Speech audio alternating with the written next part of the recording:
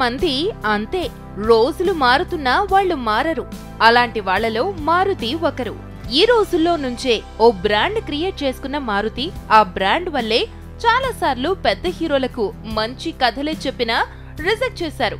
ఎలాగో నానిని ఒప్పించి భలే భలే మగాడివోయ్తో మంచి హిట్ కొట్టి ఆ వెంటనే ఆ మధ్య ఎప్పుడో ఆగిపోయిన వెంకటేష్ తో సినిమాని ఓకే చేయించుకున్నాడు.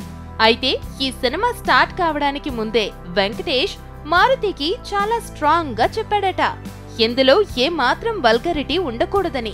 వెంకీ బలమంతా లేడీ ఫ్యాన్సే కదా, తన సినిమా చూడటానికి వాళ్ళెవ్వరూ ఇబ్బంది పడకూడదని గట్టిగానే చెప్పాడట. అందుకు ఒప్పుకున్న మారుతి బాబు బంగారం సినిమాని పూర్తి చేశాడు. అయితే ఈ సినిమాపై ఇప్పుడు ఇండైరెక్ట్ గా మారుతి తన బ్రాండ్ మార్కుతో దబ్బేశాడని వెంకీ అతనిపై చిందులేస్తున్నాడట.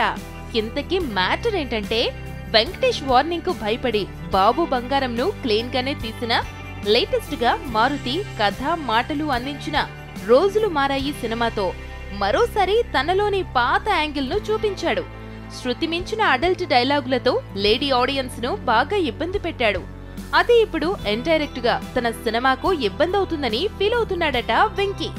అందుకే ఈ నెలలో సినిమా విడుదల ఉన్నప్పుడు అలాంటి సినిమా రిలీజ్ అయ్యేలా ఎందుకు ప్లాన్ చేయించావని మారుతిని కడిగేశాడని చెప్పుకుంటున్నారు. మరి వెంకీ భయపడుతున్నట్టు మారుతి మార్క్ ఇమేజ్ బాబు బంగారంకు రోజులు మారాయి రూపంలో షాక్ ఇస్తే మాత్రం ఖచ్చితంగా స్టార్ హీరోలు ఇక మారుతిని దూరం పెడతారనడంలో ఏ డౌటు లేదు.